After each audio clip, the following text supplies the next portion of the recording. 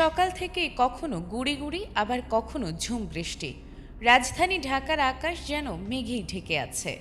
এই বৃষ্টিতে কিছুটা স্বস্তি মিললেও দেশের পাহাড়ি দুর্গম এলাকাগুলোর পরিস্থিতি হয়ে উঠেছে ক্রমেই উদ্বেগজনক। টানা বর্ষণে বাড়ছে পাহাড় ধস ও বন্যার শঙ্কা, আর নিরাপত্তার কারণে একের পর এক নেওয়া হচ্ছে জরুরি সিদ্ধান্ত। মৌসুমি বায়ুর প্রভাবে দেশের বিভিন্ন এলাকায় বৃষ্টির প্রবণতা আরও বেড়েছে।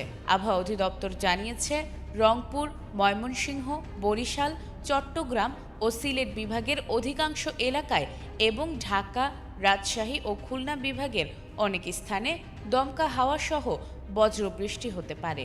একই সঙ্গে 5 বিভাগে কোথাও কোথাও ভারী থেকে অতি ভারী বর্ষণের আশঙ্কা রয়েছে। এতে দিনের তাপমাত্রা সামান্য কমতে পারে। অতিবৃষ্টির কারণে সবচেয়ে বেশি দুর্ভোগে পড়েছে পার্বত্য জেলা রাঙামাটি। জেলার বিভিন্ন স্থানে পাহাড় ধসের ঘটনা ঘটেছে, ক্ষতিগ্রস্ত হয়েছে সড়ক যোগাযোগ। ধসে কাপ্তাই চট্টগ্রাম সড়ক প্রায় 6 ঘন্টা বন্ধ থাকলেও পরে যান চলাচল স্বাভাবিক হয়। টানা বৃষ্টিতে কাপ্তাই হ্রদের পানিও বাড়ছে, যা নতুন করে উদ্বেগ বাড়িয়েছে। পরিস্থিতির অবনতির কারণে পর্যটকদের নিরাপত্তায় বাঘাইছড়ির সাজেক ভ্যালি, বিভিন্ন ঝর্ণা এবং পাহাড়ি ট্রেইলে সব ধরনের ভ্রমণ পরবর্তী নির্দেশ না দেওয়া পর্যন্ত বন্ধ ঘোষণা করেছে জেলা প্রশাসন। ঝুঁকিপূর্ণ এলাকায় বসবাসকারীদের নিরাপদে সরিয়ে নিতে চলছে মাইকিং ও উদ্ধার তৎপরতা। কাপ্তাই, কাউখালী ও রাঙামাটি সদরে খোলা আশ্রয় কেন্দ্রে আশ্রয় নিয়েছেন শতাধিক মানুষ।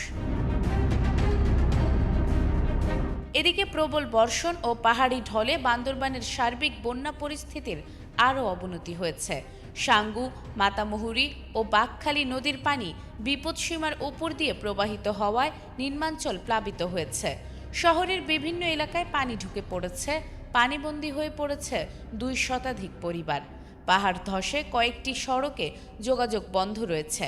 জেলার 7 উপজেলায় শতাধিক আশ্রয় কেন্দ্র প্রস্তুত রাখা হয়েছে এবং ক্ষতিগ্রস্তদের মাঝে শুকনো খাবার বিতরণ করা হচ্ছে।